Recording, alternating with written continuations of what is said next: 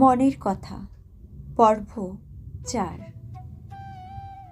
যাই করি না কেন জীবনের গন্তব্যস্থল কিন্তু একটাই, জাস্ট লাইক আ ট্রেন।